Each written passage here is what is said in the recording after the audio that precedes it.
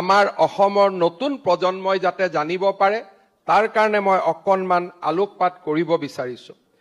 বহুতে ভাবে যে অসমৰ মাৰোৱাৰী সমাজ যোৱা কেইটামান বছৰত অসমত আহি উপস্থিত হৈছে।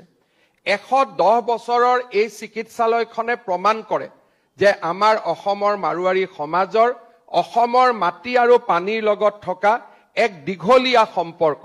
110 বছৰৰ এই হস্পিটালখনে এক জীৱন্ত সাক্ষী যে আমাৰ মাৰোৱাৰী সমাজখনৰ অসমৰ লগত কিমান দীঘলীয়া সম্পৰ্ক আছে। মই মনত পেলাওঁ, আজিৰ পৰা প্ৰায় 470 বছৰ পূৰ্বে কোচ ৰজা নৰনাৰায়ণৰ আমন্ত্ৰণত সেনাবাহিনীৰ চৰ্দাৰ বিজয় সিং অসমলৈ অহা প্ৰথমগৰাকী মাৰোৱাৰী ব্যক্তি আছিল।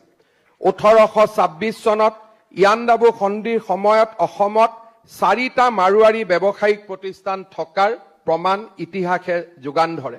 1800 শতিকাৰ সময়ছোৱাত গোৱালপাৰাত পোদ্দাৰ নামৰ এটা ব্যৱসায়িক প্ৰতিষ্ঠানৰ উল্লেখ পোৱা যায়। সেই সময়ছোৱাতে অসমলৈ আহি ইয়াত বসবাস কৰি এজন সফল ব্যৱসায়ী হিচাপে মূৰ দাঙি উঠা এটা নাম আছিল নৱৰংগৰাম আগৰৱাল। আগৰৱালা বংশৰ পৰৱৰ্তী প্ৰজন্মসমূহে পিছলৈ অসমীয়া ভাষা সাহিত্যৰ বিকাশত এক ডাঙৰ ভূমিকা পালন কৰিলে। তেওঁলোকৰ ভিতৰত আনন্দ চন্দ্ৰ আগৰৱাল, চন্দ্ৰকুমাৰ আগৰৱাল, ৰূপকোঁৱৰ জ্যোতিপ্ৰসাদ আগৰৱালাৰ দৰে মহান ব্যক্তিসকল অন্তৰ্ভুক্ত হৈ আছে। সময়ৰ লগে লগে অসমলৈ মাৰোৱাৰী লোকসকলৰ আগমন বৃদ্ধি পালে।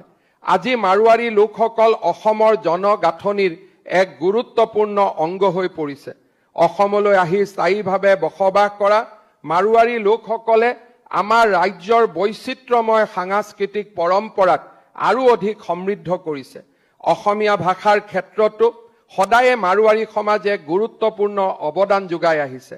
1860 চনত বিজয় সিঙৰ নাতি তথা হৰিপ্ৰসাদ চৌধুৰীৰ পুত্ৰ গোবিন্দৰাম চৌধুৰীয়ে অসমীয়া ভাষাত পুথি ৰচনা কৰিছিল।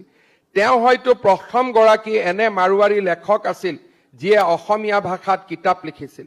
পৰৱৰ্তী সময়ত